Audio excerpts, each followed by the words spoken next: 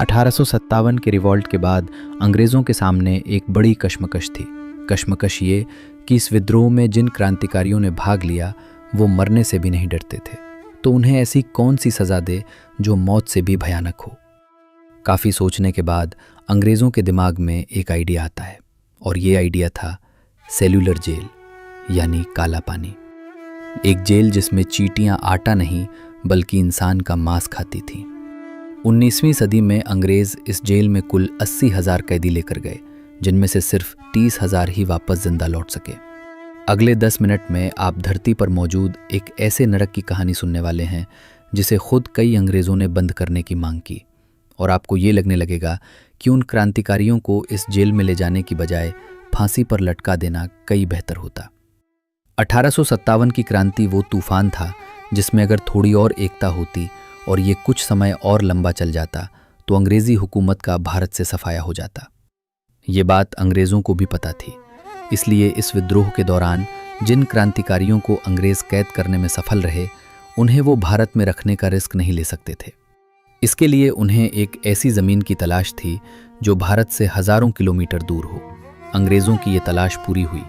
Mainland India से लगभग 1300 kilometre दूर सुदूर समुद्र में अंडमान एंड निकोबार आइलैंड्स की राजधानी पोर्ट ब्लेयर पर 10 मार्च 1858 को लगभग 1000 क्रांतिकारियों को एक जहाज में बैठाकर अंडमान एंड निकोबार की तरफ भेजा गया।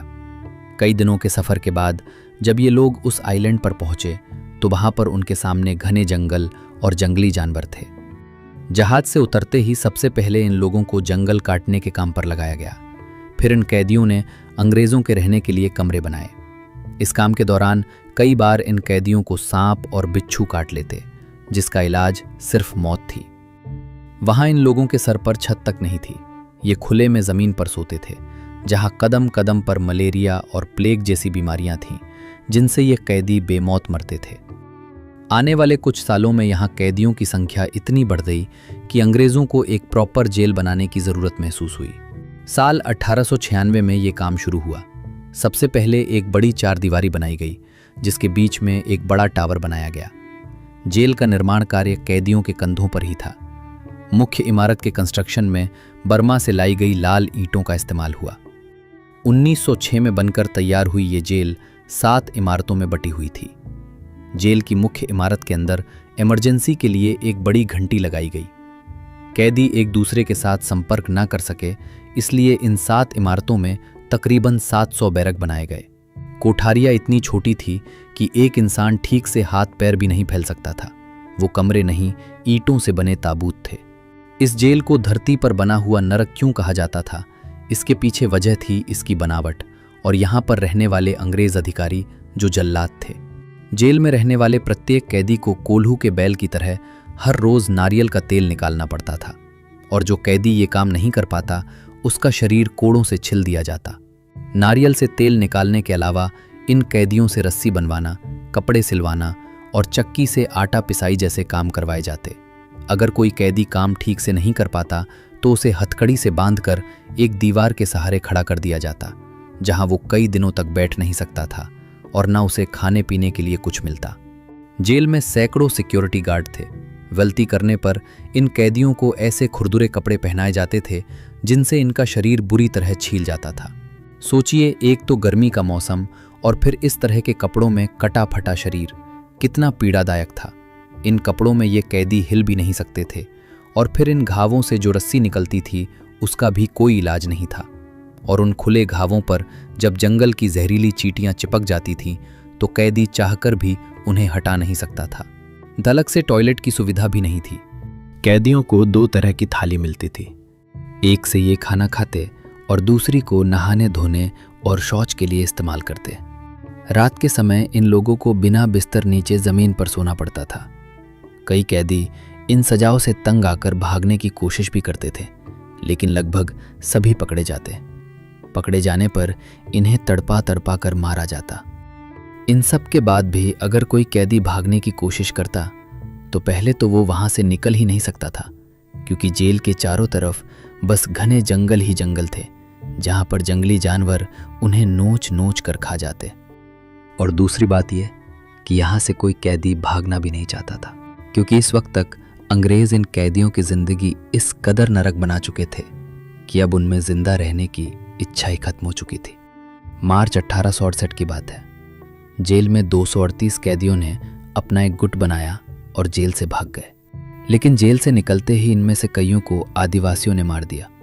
कुछ ने वापस पकड़े जाने के डर से खुदकुशी कर ली और बाकी वापस पकड़े गए, जिसके बाद जेल अधीक्षक जेम्स वॉलकर ने 87 कैदियों को फांसी पर लटका दिया। फरवरी 1872 में वायसराय लॉर्ड मेयो जब अंडमान की यात्रा पर थे, तब इसी जेल में एक शेर कैद था, शेर अली अरीदी। एक शेर जिसने पिंजरे में रहकर भी शिकारी का शिकार कर दिया।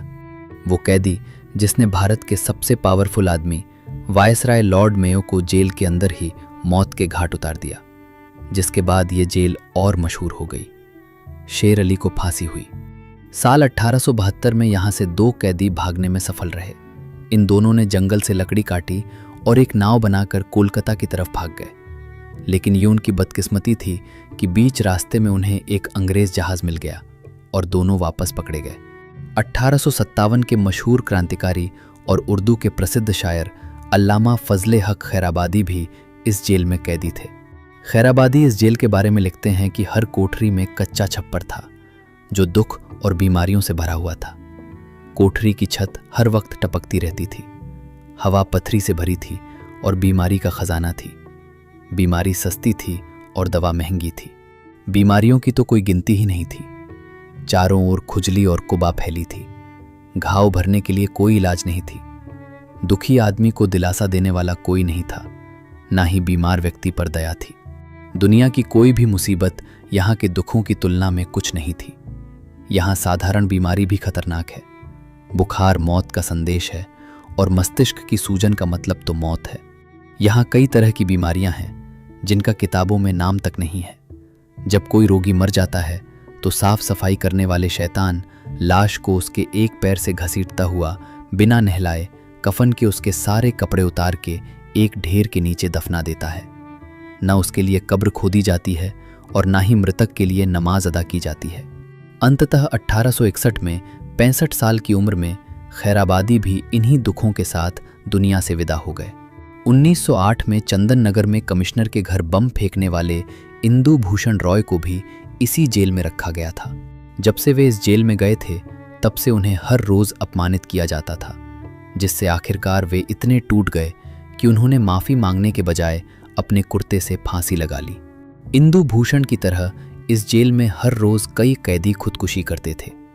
कई बार इन सब से परेशान होकर कैदियों ने भूख हड़ताल भी की, लेकिन अंग्रेज इतने जालिम थे कि वे जबरदस्ती इन कैदियों के मुंह पकड़कर उसमें एक नली के जरिए खाना डाल देते, और ये खाना तब तक डाला जाता जब तक कि कैदी मर न जाए, ताकि डर के मारे अगली बार कोई और कैदी भूख हड़ताल न कर सके।